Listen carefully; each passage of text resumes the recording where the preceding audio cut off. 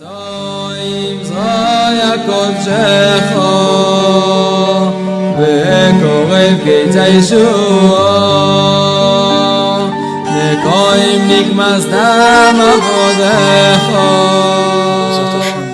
commencer Torah 46, toujours dans le sujet de Mechat Kaf Bishat Atfila, c'est-à-dire tout le lien de taper des mains au moment de la prière, pendant la prière.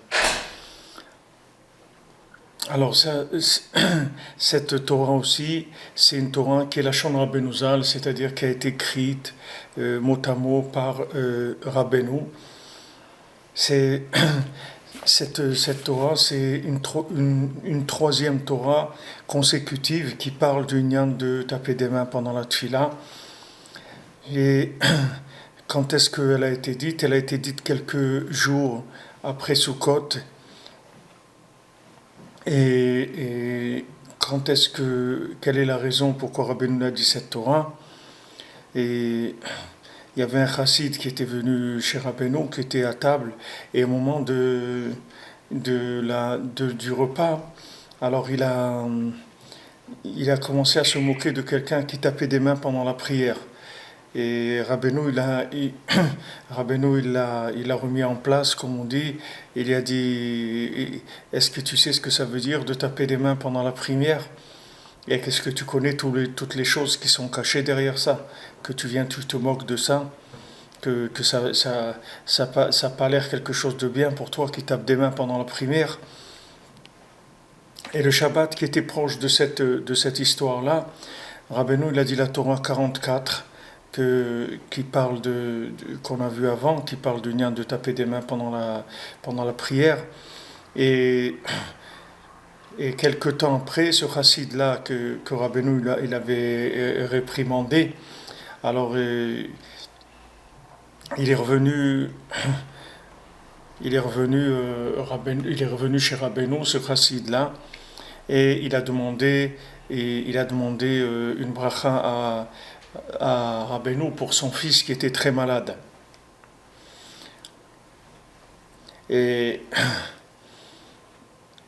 Rabbeinu lui a dit de lire un passage du Pri Etz Chaim. Pri Etz Chaim, c'est un sefer de Rabbi Chaim Vital, qui a écrit dans ce passage-là, Shalev Haïti Veipar Pereni. C'est un pasouk dans Yov. On va le voir après dans la Torah. Et après ça, il a dit cette Torah, la Torah 46, qui parle de trois mains qui adoucissent la rigueur. Et à part ça, il a donné à ce chassid-là un comportement spécial, et grâce auquel son fils allait guérir. Mais cet homme-là, il n'a pas écouté le tzaddik, c'est-à-dire il n'a pas écouté Rabbeinu, et l'enfant il est devenu de plus en plus malade jusqu'à que Hashem Shmor, l'enfant il est décédé. Alors Rabbeinu il dit que Mechat Kav Beshat Atfila Zeprinat Nitiat Amita Ben Safon Darom. Rabbeinu dit que le lien de taper des mains pendant la prière, c'est le lien de placer son lit entre le nord et le sud. On sait que le lit, il ne faut pas qu'il soit placé entre l'est et l'ouest. C'est-à-dire quand on place les lits dans la maison, il faut que le lit il soit toujours entre le nord et le sud. Kimita hainu prinat zivug, parce que le lit c'est le principe du zivug, c'est-à-dire de l'union. Prinat tfila, c'est le principe de la tfila. Vetzafon vedarom ze prinot yadaim. Maintenant, le nord et le sud, c'est le principe des mains. Chez Zeshit Palel Abba Binyamin, c'est ça qui a écrit qu'il y avait un Tana qui s'appelait Abba Binyamin.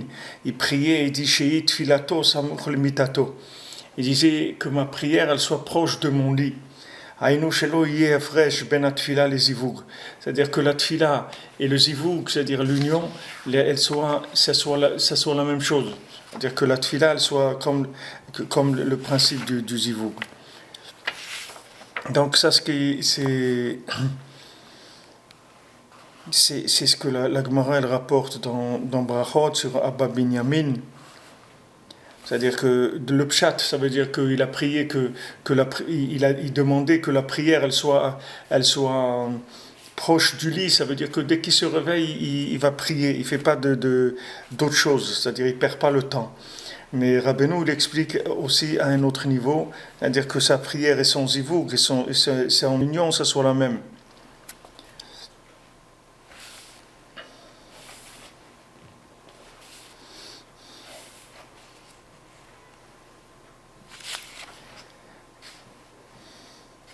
Alors, Bet Rabbeinu dit Gam alidé mechat kaf nimtakim adinim. Aussi par le fait de taper des mains, c'est un adoucissement de la rigueur qui est shalosh havayot. Parce qu'il existe trois havayot, c'est-à-dire trois shem havaya, shem prinot shalosh yadaim. Que ces trois noms d'Hachem, ces trois mains. C'est Yad Agdola, Yad Achazaka, Yad Arama. Yad la grande main, la main forte et la main élevée. Yad Yamin, ze Yad Gdola. La main droite, ça s'appelle la grande main. Veyad Smol, ze Yad Chazaka. La main gauche, ça s'appelle la main forte. Vishataka, Shinit Fabrim Yachad. Et au moment où on tape des mains, où la main droite et la main gauche, elles se réunissent, ze Prinat Yad Rama. Ça s'appelle la main qui est élevée, la main d'en haut. Vadiborim Ayotzim et Untzim Yagaron. Maintenant, les paroles, quand elles sortent du Garon, elles sortent de la gorge. Gematria, maintenant, c'est Gematria Shalosh Pa'amim Elokim. C'est la valeur numérique de 3 fois Elokim. Ve'en nimtakim aliyede Shalosh Havayot. Et elles s'adoucissent avec les 3 Havayot. C'est-à-dire que maintenant, qu'est-ce que c'est les Gamal et Dimchat Kafnim Takim Adinim qui est Shalosh Havayot. Qu'est-ce que c'est ces 3 Havayot? Alors, Havaya, c'est le Shem Hameforach, c'est-à-dire le Shem Yud Kevake, qu'on ne prononce pas avec la bouche. Parce qu'on ne peut pas dire le nom comme ça d'Hachem.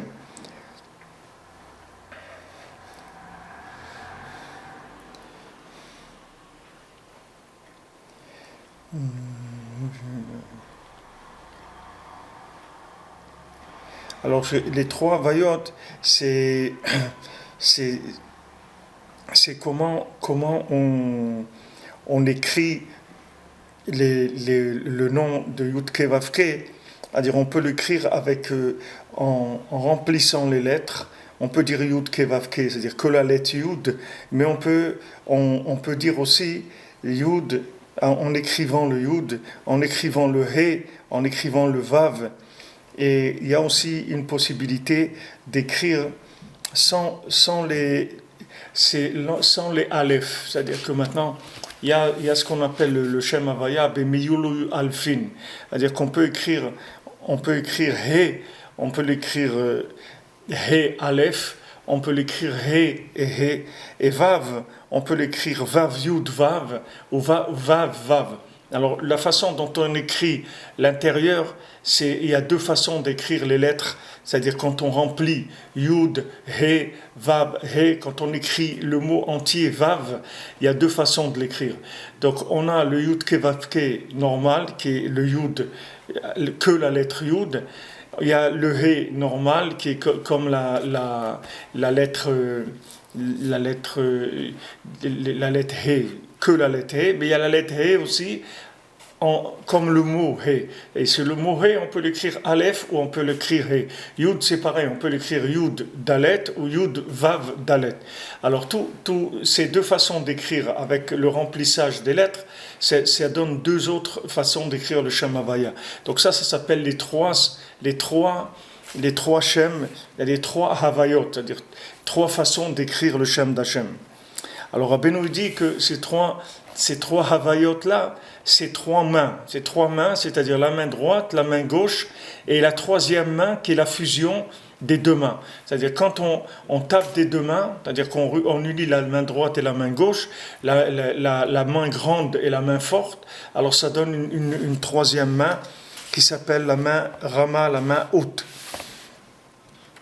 Alors Rabbeinu dit que maintenant les paroles qui sortent de la gorge, alors c'est 3 fois le nom Elohim,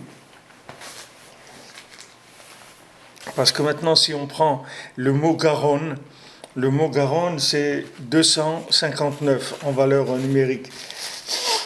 Maintenant si on prend Elohim, c'est 86. Maintenant 386 ça fait 258. Plus le mot lui-même qu'on appelle le Kolel, c'est-à-dire le mot Elohim, ça fait 259. Donc Garon, c'est 3 fois Elohim. Que ça veut dire pourquoi 3 fois Elohim? Ça veut dire que maintenant chaque nom d'Hachem, comme on a vu Yudke Vavke, qui a 3 façons de l'écrire, donc il y a trois schémas de Havaya, du Shem Havaya, du Shem Hashem. Par rapport à ces 3 schémas, il y a 3 fois Elohim. C'est-à-dire Elohim, c'est le côté rigoureux qui est opposé au nom d'Hachem. C'est le côté gauche du nom d'Hachem. Le Yud Kevavke, c'est le côté droit. Maintenant, le côté gauche, c'est Elohim. Maintenant, le Garon, la gorge, d'où sort la parole, ça fait 3 fois Elohim. Donc le Dibour, la parole, elle adoucit le Elohim. Parce que la parole, elle sort de la gorge qui est 3 fois Elohim. Donc elle a la force d'adoucir les trois noms qui sont des 3 noms de rigueur. Et donc maintenant, quand maintenant on dit des mots de prière, alors ces mots de prière, ils ont la possibilité d'adoucir les Elohim de manière à être dans le côté positif de Shem Havaya. Et c'est ça qui est écrit, mon âme, elle est dans mes mains tout le temps. Nafshi zeprinot nefesh zedibur. Le nefesh, c'est la parole. Comme c'est écrit, mon âme est sortie en parlant. Hainu prinot tfila, c'est-à-dire la prière. Comme toref nafsho be'apo. Comme c'est écrit, quelqu'un qui mange son âme, c'est-à-dire dans sa toref nafsho be'apo. Et c'est-à-dire, à l'époque du Talmud, alors les synagogues, elles étaient en dehors des villes dans lesquelles les gens ils habitaient. C'est-à-dire que la synagogue, elle n'était pas en ville. La synagogue, elle était en dehors de la ville. Et alors, c'est pour ça que les Chachamim, ils avaient fixé qu'il ne faut pas laisser son ami seul dans une synagogue. Et que même si quelqu'un, il a fini sa prière, il dit que et si maintenant Abba Binyamin, le même Abba Binyamin qui a parlé avant que du lien de la prière par rapport au lit, que ça soit proche, alors lui il a dit que s'il y a 2 personnes qui rentrent à prier dans la synagogue et il y en a un qui n'a pas attendu l'autre, c'est-à-dire il a prié et il a prié vite et il est parti, alors il dit, on lui enlève, torfim l'otfilato befanav, c'est-à-dire on lui enlève sa prière, parce que pourquoi il a laissé son ami, et son ami après il va avoir peur de rentrer seul, parce que c'était les synagogues, elles étaient loin, en dehors de la ville. Pourquoi? Parce qu'il y a écrit dans Yov, toref nafsho be'apo, aleman chata azov aretz, et il a dit et alors Rashi dit qu'est-ce que c'est nefesh? C'est la prière, comme c'est écrit Veshpoch et nafshi lifnei Hashem. Je vais déverser mon âme devant Hashem.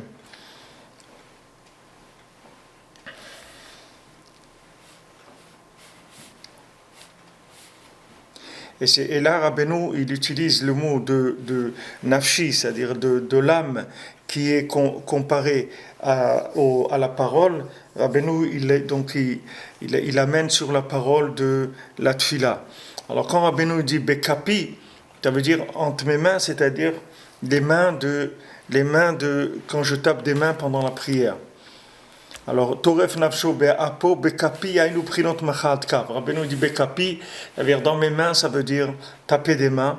Alideze Betoratra Lo Shacharti. Et donc, grâce à ça, j'oublierai pas ta Torah, Rochetevot Shalev. C'est-à-dire, Vetoratra Lo Shacharti, les premières lettres, ça fait le mot Shalev. Qu'est-ce que c'est Shalev? Gimatria Shalosh Havayot, Veshalosh Elokim, Hainu Amtakat Adinim. Alors, Shalev, ça fait 336. C'est les gamatria de 3 Havayot, c'est-à-dire 3 fois de Shem Havaya et de 3 fois de Shem Elokim. Et donc ça, c'est l'adoucissement de la rigueur. C'est-à-dire que maintenant, ici, on a le schéma, il est comme ça. C'est que maintenant, Akadosh Baruch Hu, il a créé le monde pour qu'on le découvre dans le monde. Seulement, le problème, c'est que le monde, comme il a été créé, il a une apparence qui est opposée à ce qu'on est en train de chercher. C'est-à-dire que ce qu'on est en train de chercher, c'est du spirituel, et on est dans du matériel. C'est-à-dire quelqu'un, il doit chercher son âme, mais il est dans un corps. C'est-à-dire on vit dans quelque chose qui est opposé au but pour lequel on se trouve. Donc maintenant, on a besoin d'adoucissement. L'adoucissement, ça veut dire qu'on nous laisse de la transparence dans ce qui est rigoureux, dans ce qui est fermé, dans ce qui est matériel, dans ce qui est obstrué, qu'on nous ouvre ça.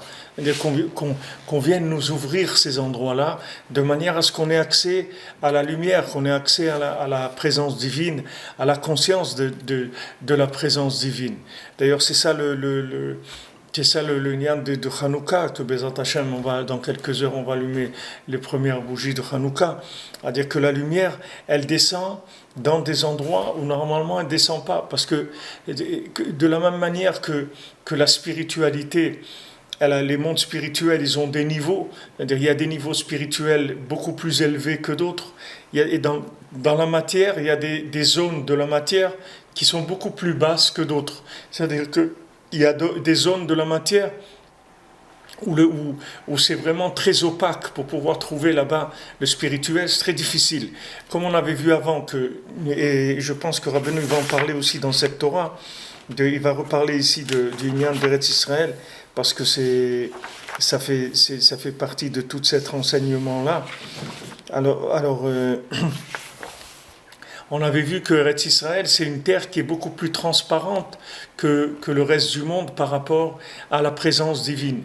C'est-à-dire la terre, elle est là pour aider à pouvoir révéler Hachem, mais si vous voulez, le fait maintenant de vouloir aider, c'est-à-dire de mettre en place quelque chose qui va aider à trouver, c'est aussi mettre en place quelque chose qui va cacher ce qu'on est en train de vouloir trouver, de vouloir donner aux gens à trouver.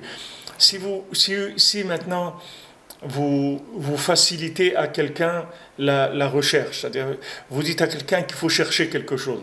Maintenant, vous lui facilitez la recherche.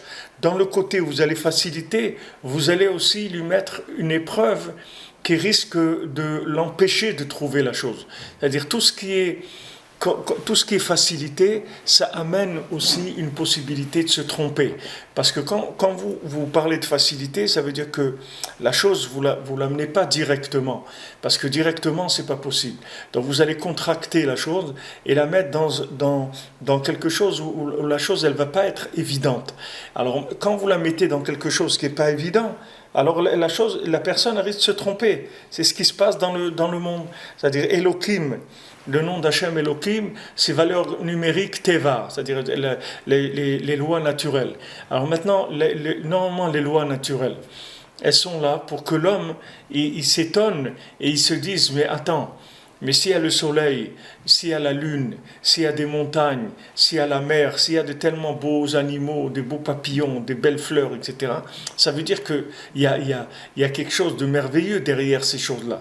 Comment ça sort des coquelicots, comment ça sort une gazelle, comment ça pousse des poissons, il y a des milliers de sortes de poissons, de toutes sortes de couleurs. Tout ça vient, tout ça. C'est-à-dire ça c'est fait pour que l'homme, il a derrière ça, et il cherche. Mais maintenant, l'homme, qu'est-ce qu'il fait aussi? C'est que quand il voit des belles choses, il dit, ah bon, c'est bien, on va manger, etc. C'est tout. Tiens, on va profiter, c'est mignon, c'est beau, on va profiter. Les massés, ce que vous lui avez mis pour l'aider à trouver, c'est ce qu'il va faire qu'il va jamais trouver s'il cherche pas à dépasser ça. Alors c'est pour ça que à Hanouka, Hachem nous fait un chesed qui nous fait descendre la lumière de la vérité dans des endroits les plus bas où normalement cette lumière elle vient jamais. C'est-à-dire que maintenant le mérite de Hanouka, c'est-à-dire ce qu'on a eu comme mérite que la lumière de Hanouka elle est descendue dans le monde à l'époque où elle est descendue et elle descend tous les jours et elle descend tous les ans à Hanouka, c'est la possibilité de trouver la vérité dans les mondes où d'habitude normalement il n'y a pratiquement aucune chance de trouver la vérité parce que ce sont des endroits fermés, des endroits hermétiques où la matière elle est très très épaisse. Mais Hachem, il fait chesed, puisque Hachem, jamais, il veut que quelqu'un qui reste dehors. Et Hachem, il fait tout ce qui est possible pour pouvoir amener sa lumière dans les endroits les plus éloignés.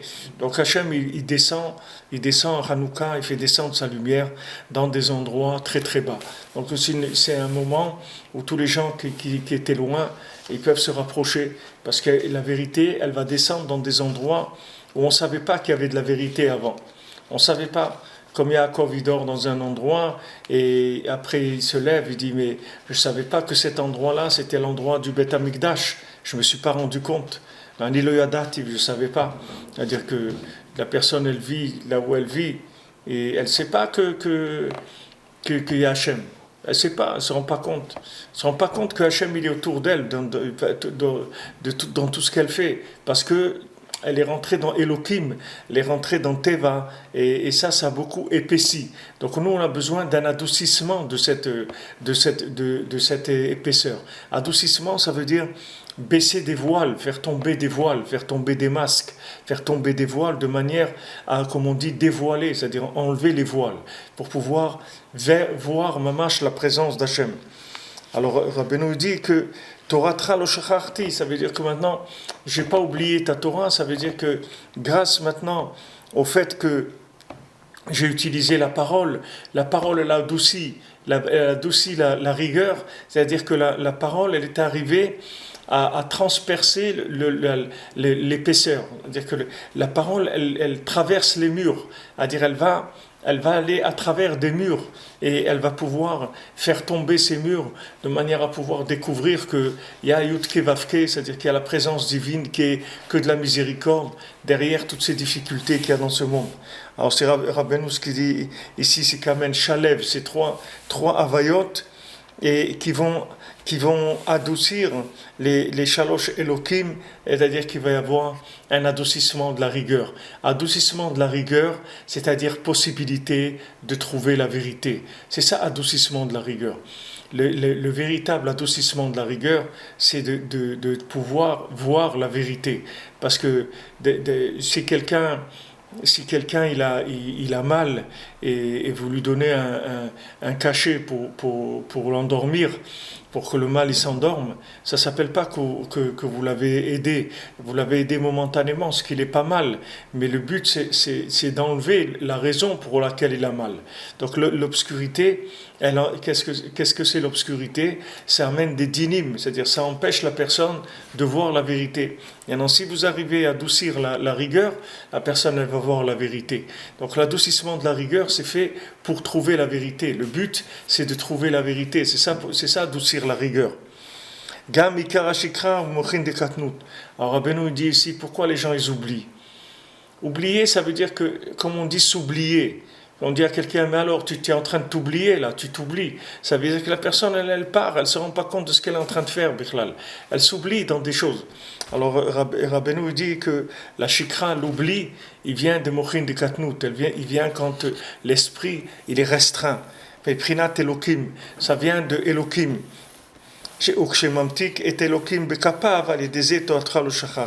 Donc quand maintenant quelqu'un il tape des mains, c'est-à-dire comme on avait vu qu'il tape des mains, c'est un adoucissement de la rigueur puisque il va unir la main droite avec la main gauche, et ça ça amène qu'il n'y a pas d'oubli de la Torah. Donc quand maintenant on amène la main droite et la main gauche au milieu, c'est-à-dire qu'on tape des mains, on va faire fusionner la droite et la gauche, ça va ouvrir l'esprit, ça va montrer qu'il y a une autre dimension. C'est ça la véritable ouverture d'esprit, c'est d'arriver au milieu, c'est-à-dire au milieu, de savoir qu'il n'y a pas une vraie gauche et il n'y a pas une vraie droite.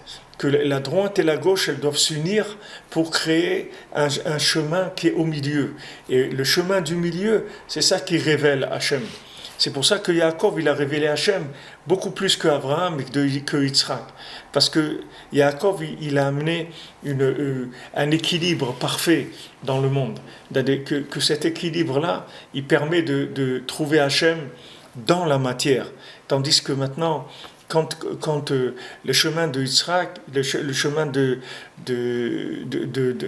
Abraham, c'est l'élan, c'est-à-dire l'expansion de courir vers Hachem, sans limite, ça c'est Abraham. Maintenant Yitzhak, c'est la restriction, de dire non, pour trouver Hachem, il faut s'enfermer, il faut se limiter au maximum. Et maintenant, la vérité, elle est ni dans l'expansion maximum, ni dans la restriction maximum. La vérité, elle est dans l'expansion qui est gérée, c'est-à-dire l'expansion qui est mesurée. Ça, c'est Yaakov Avinu, ça, c'est le milieu, ça s'appelle adoucissement de la rigueur. Parce que tous les dépassements, ils amènent l'adoucissement de la rigueur. Ils amènent tous les dépassements, ils amènent le surplus de rigueur. À chaque fois qu'il y a dépassement, il y a la rigueur qui vient. Parce que la rigueur, elle vient du côté négatif, et le côté négatif, il se nourrit principalement des excès, que ce soit des excès à droite ou des excès à gauche. C'est la même chose. C'est-à-dire que dès qu'il y a excès, ça veut dire qu'il y a impossibilité de gérer cette énergie en plus. Et cette énergie qui est en plus, elle va à Sitrachara. C'est-à-dire c'est le côté négatif qui va se nourrir de ça. Donc maintenant, l'oubli, c'est-à-dire que la rigueur, c'est l'oubli, que la personne, elle oublie qu'est-ce qu'elle est venue faire dans ce monde. Elle oublie quel est le sens de la vie. Elle se laisse entraîner dans des choses, dans des plaisirs, dans l'argent, dans le profit, dans tout ce qu'on veut. Et ces choses-là, elles vont empêcher l'individu d'avancer. Elles ne vont pas laisser l'individu avancer. Parce que ces choses-là, elles vont bloquer la personne, elles vont l'aveugler, mamash. Ça, c'est Elohim. Donc maintenant, ça rentre la personne dans un petit esprit restreint. L'esprit restreint, c'est la personne, elle est là, elle cherche son petit coin, son petit plaisir, sa petite maison, son petit manger, ses petits trucs. Et voilà, c'est tout. Sa vie, elle se limite à ça. Ça s'appelle Mochid de Katnout. Ça s'appelle l'esprit restreint. Donc maintenant, ça vient de la rigueur. Ça vient de Chokhmah, du Teva, c'est-à-dire de Elohim. Maintenant, il faut adoucir ça pour sortir. Donc, quand on tape des mains, qu'on unit la droite et la gauche, c'est-à-dire qu'on amène toutes les choses au milieu, ça va créer un adoucissement de la rigueur. Et à ce moment-là, il y a Torah Tra lo shecharti, c'est-à-dire ta Torah, je ne l'ai pas oubliée. Veze perush bi chashak va'afalatehu. C'est ce qui est écrit dans Teilim, Bichashak va'afalatehu. En moi, il a désiré et je l'ai sauvé. Ça, c'est ce qui est écrit dans Teilim. Bichashak, parce qu'en moi, il a désiré, et avec ça, je l'ai sauvé. Alors Rabbi nous dit qui bi gematria même bête. Alors quand on dit qui bi, qui c'est chaf yud, bet c'est bet yud, ça fait même bête, ça fait 42. Aïnou shalosh pa'amim yad gematria même bête. C'est-à-dire si on prend main, yad yud dalet, on multiplie par 3, ça fait 42, ça fait le shem même bête. C'est-à-dire que maintenant, l'enthousiasme qu'il y a dans le cœur, ça se révèle dans les mains. C'est pour ça qu'il y a un réflexe de taper des mains quand on est enthousiasmé, quand on voit quelque chose qui nous fait un élan d'enthousiasme, un étonnement, on est très content. Alors on applaudit, on tape des mains. Alors, c'est les mains, quand on tape des mains, c'est une révélation du cheshek qu'il y a dans le cœur. C'est-à-dire quand le cœur, il est enthousiasmé. Bayadaim, dans les mains. Vezeprinat mechat kapaim. Et ça, c'est le nian de taper des mains. Aedeze va faleteu. C'est-à-dire, avec ça, je vais le sauver. Prinat amtakat adinim, c'est un adoucissement de la rigueur. Donc, Rabbeinu dit, ki bi chashak, parce que même bête, c'est chashak, c'est-à-dire même bête, c'est 3 fois les mains, c'est-à-dire quand on tape avec la main droite et la main gauche, et que ça fait yad rama, que yad agdola, la main droite, la grande main, et la main gauche, qui est yad chazaka, la main forte, quand on tape, ça donne une 3e main qui s'appelle yad rama, la main élevée. Et ça, c'est donc le Shem Membet. Et le Shem Membet, ça va adoucir la rigueur. Donc ça va sauver des dynimes. Donc c'est toujours le même principe que maintenant, le fait qu'il y a une union de la droite et de la gauche, que maintenant on arrive à une 3e dimension, qui est l'équilibre, qui vient de l'équilibre entre les deux. Alors à ce moment-là, ça va adoucir complètement la rigueur, c'est-à-dire que va faleteu. Alors Hachem il dit, je vais le sauver, c'est-à-dire quand maintenant il va arriver à un tel enthousiasme du cœur, que cet enthousiasme-là, il va rentrer dans les mains et il va faire taper des mains, ça va adoucir la rigueur. Or Rabbeinu dit, Gam alidé machat kaf mevatel machloket. Rabbeinu dit que quand quelqu'un il tape des mains, aussi ça annule les disputes. Kikol machloket nimshachim miprinat korach ala Aaron. Parce que toutes les machloket qu'il y a dans le monde, elles viennent du principe de la machloket que Korach il a faite sur Aaron. Chez Imprinat Smola Vimina, que maintenant c'est la droite et la gauche. C'est-à-dire que Korach représentait la gauche, les Lévim. Aaron il représente la droite, les Kohanim. Maintenant Korach il voulait se séparer, Vaikar Korach. Alors Rachid dit la kachatzmo, c'est-à-dire il s'est mis de côté. C'est-à-dire Korach il voulait pas s'inclure dans Aaron. Il voulait que les Lévi'im ils aient leur indépendance. Et quand les Lévi'im ils ont leur indépendance, ça veut dire que c'est la rigueur qui vient dans le monde, parce que la gauche elle peut jamais se séparer de la droite. La gauche, elle est extraordinaire parce que la gauche, c'est féminin. La gauche, ça permet de réaliser tout ce qu'il y a à réaliser dans le monde. Mais si la gauche, elle n'est pas inclue dans la droite, alors elle n'a pas de chance d'arriver à quoi que ce soit, parce que la gauche elle-même, elle n'a pas de lien avec la lumière. La lumière, elle vient du côté droit. Donc la gauche, elle est là que pour permettre de gérer la lumière qui vient du côté droit.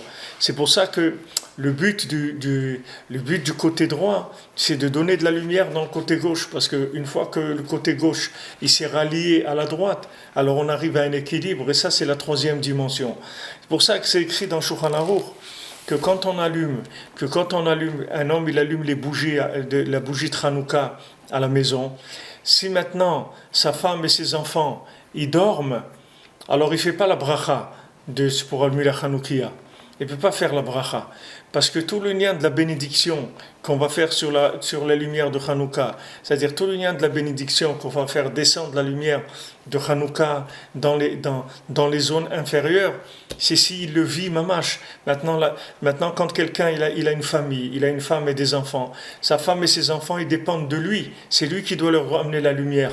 Maintenant toute la lumière que lui reçoit, c'est pour leur donner. Maintenant si la personne à qui donner la lumière, quel bracha il fait? Il fait pas de bracha. C'est écrit dans Shulchan Aruch, la halacha. Si quelqu'un, sa femme et ses enfants, ils dorment, quand il allume la Hanoukia, il ne fait pas de bracha. Parce qu'il n'y a pas à qui. Tout le lien de Hanouka, c'est Pirsumei Nissa. C'est-à-dire que maintenant, on doit faire connaître le miracle. Qu'est-ce que c'est faire connaître le miracle? C'est-à-dire de montrer que la droite et la gauche, ce ne sont pas des chemins qui mènent à la perfection. Au contraire, ce sont des chemins qui amènent à la déviation totale et qui va donner après le côté négatif, il va s'alimenter de ça. Donc maintenant, la grande dimension, c'est de faire descendre la lumière dans les zones inférieures pour leur faire prendre conscience que la vérité, elle se trouve dans un équilibre. C'est-à-dire que maintenant, il y a une possibilité de vivre du spirituel avec de la matière, et ça, c'est la perfection qui adoucit la rigueur. Donc maintenant, lui, Korach, qui représentait la rigueur, lui, il voulait se séparer d'Aaron. Lui, il dit, c'est quoi ces Kohanim là? Eux, ils veulent prendre le pouvoir, tout ça, mais Korach, il n'a pas compris qu'eux, ils ne veulent pas prendre le pouvoir. Eux, ils ont le pouvoir parce que dans les Kohanim, il y a l'émanation des chassadim d'Hachem. C'est-à-dire les Kohanim, ils amènent la bonté et la miséricorde d'Hachem dans le monde. Maintenant, les Kohanim, ils ont un problème. C'est qu'ils ont besoin de gérer cette lumière-là. Sinon, ils vont faire comme Nadav et Abihu, ils vont venir amener des cotorettes et ils vont mourir. Parce qu'ils ont amené de la lumière et qui les a brûlés. Hachem, il a dit, Bezot Yavo Aaron, c'est-à-dire qui ne vient pas tout le temps. Il ne faut pas tout le temps qu'il vienne. Ve'al Yavo Aaron Becholet et la Kodesh. C'est-à-dire qu'il ne faut pas que tout le temps il vienne, il rentre dans le Kodesh Kodashim. Il y a Bezot Yavo Aaron. Bezot, c'est-à-dire il y a un moment où il y a un lien avec la Malchut, avec le côté féminin, avec le côté des Lévi'im, avec la rigueur. Et à ce moment-là, il peut rentrer. C'est-à-dire qu'il lui faut lui aussi une structure. Et le but du Lévi, c'est de fournir la structure au Kohen. De la même manière que les nations, elles sont là pour fournir la structure au Ham Israël. Le Ham Israël, c'est des Kohanim. Vatem ti'ilui mamlechet Kohanim. Et moi, je veux que vous soyez une mamlechet, un royaume de Kohanim. C'est-à-dire un pouvoir de Kohanim. C'est ça que je veux que vous soyez. C'est-à-dire que pour le monde, vous devez être des Kohanim, c'est-à-dire amener l'adoucissement de la rigueur dans le monde. C'est ça que je veux, que vous ameniez la bonté dans le monde. Maintenant, pour amener cette bonté, il faut une structure. Cette structure-là, c'est les nations qui doivent la fournir. Comme dans le Ham Israël, il faut fournir que le Ham Israël lui-même, il fournit la structure au tzaddik, que le tzaddik, s'il n'a pas des gens qui font la structure des récipients qui vont recevoir la lumière, alors le tzaddik, il ne va pas pouvoir rester dans le monde. Comme Rabbeinu l'a dit, si j'avais pas Rabbi Nathan, il ne serait rien resté de moi. Parce que le tzaddik lui-même, il est dans le niveau des Kohanim. Les Kohanim ne peuvent pas faire le service s'il n'y a pas des Lévi'im. Mais lui, Korach, il ne voulait pas. Il voulait faire des Lévi'im quelque chose en soi. C'est-à-dire il voulait entretenir la scission entre la gauche et la droite. C'est-à-dire qu'il voulait, c'est pour ça que le Zohar dit que Korach, il voulait détruire le monde. C'était ça son but. Son but, c'était la destruction de l'humanité. Pourquoi ? Parce qu'il voulait séparer la droite et la gauche. Au lieu d'essayer d'unir, il voulait séparer le côté droit et le côté gauche. Il voulait en faire deux domaines complètement différents. Et ça, c'est la destruction du monde. Parce que si maintenant vous rendez la gauche indépendante, alors elle ne va plus servir la droite. Et la droite, si elle n'a pas la gauche, elle meurt. Parce qu'elle n'a pas de récipient. Elle a besoin de structure. Comment elle va vivre, la droite ? Elle a besoin de se poser. Elle a besoin, un avion, il a besoin d'une piste d'atterrissage, une piste de décollage. Sinon, comment il va faire ? Il ne peut pas. Il faut bien qu'il atterrisse quelque part, il faut bien qu'il décolle de quelque part. La lumière que les Kohanim ils amènent, il faut bien qu'elle descende quelque part. Donc ça, c'est pareil pour un homme. Il faut que sa lumière, elle descende dans une famille, elle descende dans une femme, dans des enfants. Sinon, qu'est-ce qu'il a fait ? Il n'a rien fait. Qu'est-ce qu'il a fait ? C'est un papillon, c'est tout. Qu'est-ce qu'il a fait ? Un papillon, vous voyez, il vole comme ça, et c'est tout. Il n'y a pas il a 3 petits tours et puis il s'en va, c'est tout. Il n'a rien fait. Qu'est-ce qu'il a fait dans sa vie ? Il faut donner, il faut avoir à qui donner. Un homme, il est fait pour donner. Une femme, elle est faite pour prendre. Un homme, il est fait pour donner. Une femme, elle prend et elle gère ce qu'elle a reçu. Parce qu'une femme, elle gère. C'est comme un comptable. Un comptable, il ne faut pas lui dire il faut trouver de l'argent. Le comptable, il ne trouve pas de l'argent. Le comptable, il fait les chèques et la comptabilité, c'est tout. C'est pas lui de trouver l'argent. L'argent, c'est la personne qui fait le commerce qui amène l'argent. Donc maintenant, l'homme, il amène le spirituel. Et la femme, elle gère le spirituel. Mais un homme, il a besoin d'une femme. Parce que sinon, il s'en va il va partir dans il a pas où se poser. Il faut qu'il se pose quelque part. Maintenant, les Kohanim, ils ont besoin des Lévi'im.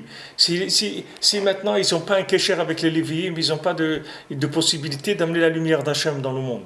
Donc, toutes les machloquettes qu'il y a dans le monde, c'est-à-dire à chaque fois qu'il y a une dispute dans le monde, qu'est-ce que c'est une dispute? C'est la gauche et la droite qui ne se comprennent pas. C'est ça la dispute. Pourquoi les gens ils se disputent? Parce que la gauche et la droite, elles se comprennent pas. Il faut savoir que si la gauche elle s'isole, ou si la droite elle s'isole, ils n'ont aucune chance de réussir dans leur vie. Il n'y a aucune chance, parce que quelqu'un qui voit, qui voit les choses de façon de la droite, ou de l'angle droit ou de l'angle gauche, c'est un angle qui est très limité. C'est-à-dire il se trouve très limité par rapport à la conception de la vérité. Donc il faut qu'il aille vers le milieu. La perfection, elle est toujours au milieu. Donc la vision de droite et la vision de gauche, ce sont des visions qui sont fausses. Qu'il faut aller vers le milieu. C'est là où on arrive à voir les choses comme il faut. Donc quand vous voyez des gens se disputer, ça veut dire qu'il n'y a pas eu il n'y a pas eu de lien entre la gauche et la droite. C'est-à-dire qu'il y a eu un moment, ça s'est séparé. C'est ça qui donne la dispute. Comme Korach. Korach, il s'est pris et il s'est mis de côté. Il a dit, moi, je ne veux pas participer à la droite, je ne veux pas servir la droite. Comme Esav, il a dit, moi, je ne veux pas servir Yaakov. Moi, je veux vivre de par moi-même. Mais il dit, mais tu ne peux pas vivre de par toi-même, parce que toi, tu es un gestionnaire. Pour que tu gères, il faut qu'on te donne de quoi gérer. Sinon, qu'est-ce que tu vas faire? Tu ne vas rien faire du tout. Il dit, non, moi, je veux être seul. Ok. Alors, il a voulu être seul. Alors, il va disparaître, c'est tout. Parce que la rigueur, elle va disparaître dans le monde. Il y a un moment où la rigueur, elle va être complètement annulée. Donc, tous ceux qui auront investi à gauche, ils vont faire faillite totale. Il arrivera un moment où il n'y a que la droite qui va dominer. Parce que la droite, elle aura assez de maturité pour pouvoir dominer dans le monde. Mais la gauche, elle n'a aucune chance de dominer. Parce que la gauche, elle ne peut que s'inclure dans la droite. Parce que la gauche seule, elle ne peut pas exister. La gauche seule, elle n'existe que par rapport à comment elle va aider la droite à se structurer. Et tout. Alors pour ça que Rabbeinu dit que toute dispute, ça vient d'un déséquilibre, c'est-à-dire entre la droite et la gauche. Alors Korach et Aaron, ça représente la gauche et la droite. Maintenant, quand on tape des mains, ça inclut la droite dans la gauche et la droite. Yamin bismol, et la droite dans la gauche, venasim achdut. Et à ce moment-là, il y a de la achdut, il y a de l'union. Parce que quand on tape, alors on fait que la main droite, elle va vers la main gauche elle va vers la main droite, et l'une, elle s'inclut dans l'autre, et ça amène l'adoucissement de la rigueur, c'est-à-dire ça fait qu'il n'y a plus de dispute. La dispute, c'est quand quelqu'un il s'est mis de côté, quand quelqu'un s'est déséquilibré, quand quelqu'un il est parti complètement d'un côté, comme on dit quand la personne elle a déraillé, mais tu dérailles complètement, c'est-à-dire la personne elle déraille, c'est-à-dire elle sort du chemin du milieu. C'est ça qui amène la dispute. Alors que maintenant, dans un foyer, l'homme il représente la droite, la femme elle représente la gauche, et il faut s'unir tout le temps, il faut de l'union, de manière à ce qu'on soit tout le temps au milieu. Il ne faut pas que ça penche ni d'un côté ni d'un autre.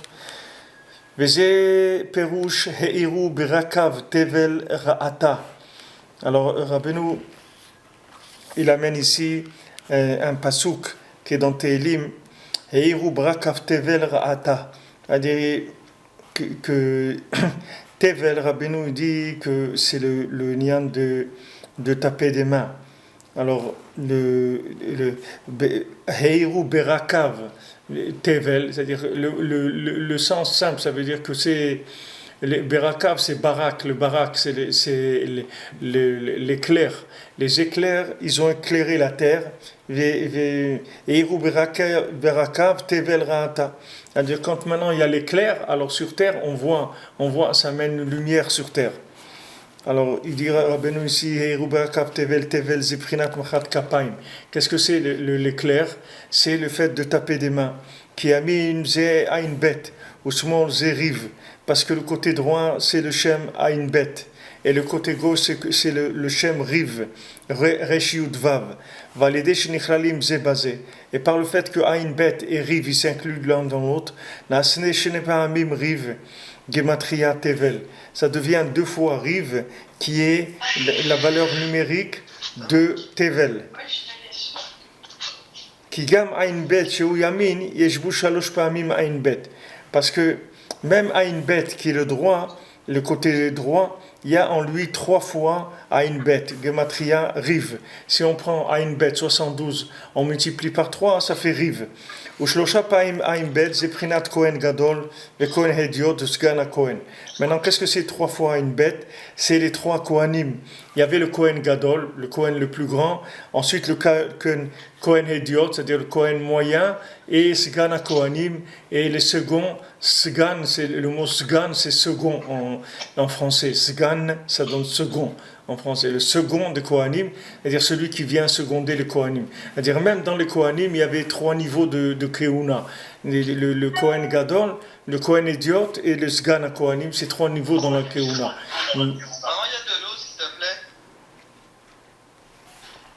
Il y a un micro là qui empêche d'entendre. Alors, c'est ça que Rabbeinu dit, que Tevel, c'est le lien de taper des mains. Tevel. Et ça, c'est la main droite qui est Aïn Bet, et la main gauche qui est Rive. Et le fait qu'elles s'incluent l'une dans l'autre, ça devient 2 fois Rive, et ça c'est Gematria Tevel. C'est-à-dire que maintenant, la main droite, c'est le Chesed. Que le Chesed, ça fait Aïn Bet 72. Et la main gauche, qui représente la rigueur, et qui fait Rive, ça fait 216. Et que maintenant, les 2 mains, quand elles s'incluent dans l'une dans l'autre en tapant des mains, ça devient 2 fois Rive, qui font Tevel, qui font 432. Alors maintenant, Rabbeinu il a ramené encore un autre angle sur ce principe-là de la gauche qui s'inclut dans la droite. C'est ce qu'on voit là dans tout ce que le Rabbeinu dit ici. Ce sont des tikkunim par rapport à l'inclusion de la droite dans la gauche. Validé shinitra tevel anumchat kapaim. Alors maintenant, par le fait que la terre s'éclaire grâce aux éclairs qu'il y a eu, et ça se fait par le fait de taper des mains, alors ça éclaire, c'est-à-dire les Eiru Berakav, c'est-à-dire que les éclairs, ils ont fait de la lumière, c'est-à-dire Nitaken Amachloket Anikra Barak, c'est-à-dire ça éclaire c'est-à-dire la Machloket, c'est-à-dire ça adoucit la Machloket qui s'appelle Barak, qui s'appelle l'éclair, comme Shkatouv, Veyatsa Kabarak Ritzo, comme c'est écrit que sa flèche elle est sortie comme un éclair. Vechetz lachon machloket. Maintenant, la flèche, quand on parle de flèche, on parle de dispute. Comme on dit, des gens, ils s'envoient des flèches. On va dire c'est de la dispute, les flèches. Comme Shkatouv, Vaïstemuhu Baalechitzim. C'est-à-dire qu'ils ont bouché les Baalechitzim, ils ont bouché les puits qu'il avait créé, qu'il avait creusé Abraham, qu'il avait creusé Yitzhak. Les gens qui font des disputes, ils bouchaient les puits. Et ça s'appelle les Baalechitzim, c'est-à-dire les tireurs de flèches. On appelle les gens qui font des histoires. Vetargumo, Baalechitzim, l'araméen est traduit Baale Plugta, c'est-à-dire c'est des gens à histoire, des gens qui font des histoires, qui sont toujours en train d'envoyer des flèches. Vezepirouj Kola Amim Tikruchaf. Et c'est ça qu'on dit quand on va sonner du chauffard, avant on dit Mizmor Teilim, Kola Amim Tikruchaf, que toutes les nations, elles vont taper des mains, c'est-à-dire que la shon itrabrut, c'est-à-dire qu'elles vont s'unir, kishne pamim ain bet riv gematria tik'u, parce que maintenant si on prend 2 fois ain bet et riv, c'est gematria tik'u, c'est-à-dire c'est le lien de tkia, de tik'u, c'est-à-dire qu'ils vont taper les mains. C'est ce qu'on dit avant de sonner du chauffard, c'est-à-dire que maintenant le fait que les nations elles vont s'inclure dans l'homme Israël, ça aussi ça s'appelle taper des mains. C'est-à-dire que le côté gauche et le côté droit, ils vont s'unir. Ça va amener le tikou, c'est-à-dire le nian du chauffard. Alors Rabbeinu ici, il parle toujours de ce principe-là, c'est-à-dire que maintenant on doit inclure toujours le côté droit et le côté gauche, il faut qu'ils soient ensemble, et que la gauche, elle doit s'inclure complètement dans la droite, que la gauche, elle est féminine, et sa grandeur, c'est donner à la possibilité à la droite d'exister. Et d'un autre côté, la droite, elle doit savoir qu'elle n'existe que pour donner au côté gauche, parce qu'en donnant au côté gauche, c'est comme ça que le côté droit, il va pouvoir s'établir. Alors comme je vous dis tout à l'heure, pour de la Katner Hanouka, l'homme il ne fera pas la bracha si sa femme et ses enfants ils dorment. On voit aussi dans la halakha que si par exemple quelqu'un il a pas, ça arrive Shabbat, maintenant il n'a pas de quoi allumer les bougies de Shabbat et de Hanouka.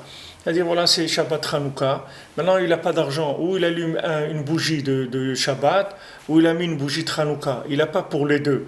Alors qu'est-ce qu'il va allumer? Il va allumer la bougie de Shabbat, il ne va pas allumer la bougie de Hanouka. Pourquoi? Parce que Shulchan Aruch te dit, parce que Mishum Shalom Bayit, c'est-à-dire que maintenant, tout le lien du Ner Hanouka, c'est pour allumer c'est amener de la lumière dans le côté gauche, c'est-à-dire d'unir le côté gauche avec le côté droit. Si maintenant, quelqu'un, il a pas de quoi faire les deux, c'est-à-dire il n'a pas de quoi amener de la lumière en bas, alors il faut qu'au moins il amène de la lumière, qu'il y ait du shalom, c'est-à-dire qu'au moins amener du shalom, que déjà on puisse parler, on puisse se parler, on puisse se supporter, on puisse s'entraider, etc. Si maintenant on n'est pas arrivé mamash à éclairer en bas, alors au moins qu'il y ait déjà du shalom, et de ce shalom-là on pourra arriver au Ner Hanouka. Mais le Hanouka, il vient après le Shalom Bayit, c'est-à-dire pas avant. C'est-à-dire que le Shalom Bayit, ça veut dire qu'on est arrivé à maintenir la droite avec la gauche ensemble. C'est ça le Shalom Bayit, c'est-à-dire qu'on fait tout pour que ces deux côtés-là, ils restent unis. On cherche toujours à rester accrochés. Ça passe avant le Ner de Hanouka. Si quelqu'un il a pas pour les deux, alors au moins qu'il allume le Ner de Shabbat. C'est déjà extraordinaire. Bezrat Hashem. Alors, bon, c'est des choses qui sont un petit peu techniques, là, dire ce qu'on a vu ici, c'est très, très guématriote, il y a beaucoup de principes de Kabbalah, etc. Mais par rapport à ce qu'on avait vu avant, on suit un petit peu ce que Rabbeinu l'avait dit avant, ça nous aide à voir clair dans la Torah. Et demain, Bezrat Hashem, on finira cette Torah-là, cette Torah Memvav, et on rentrera dans Torah Memzaïm, que la Torah Memzaïm, c'est déjà, on va rentrer dans autre chose complètement. C'est-à-dire, c'est la dernière Torah là qu'on va faire qui parle de Nyan de taper des mains. Alors, Bezrat Hashem, Shavua Tov et Chanukah Sameach, et Bezrat Hashem, il faut avoir la kavana quand on allume les nérodes de Chanukah, de faire descendre la lumière dans les zones les plus basses et de trouver que chacun y trouve Nekudat Haemet, là où il est. Chacun, là où on est, on a un point de vérité, que ce point de vérité, il peut nous ouvrir la porte vers la Emouna, vers l'infini. Et cette lumière de Hanouka, elle va venir pour nous montrer à chacun où il a sa porte de vérité, de manière à ce qu'il puisse rentrer dans la Emouna. Be'emet, Bezrat Hashem. As Hanouka Sameach et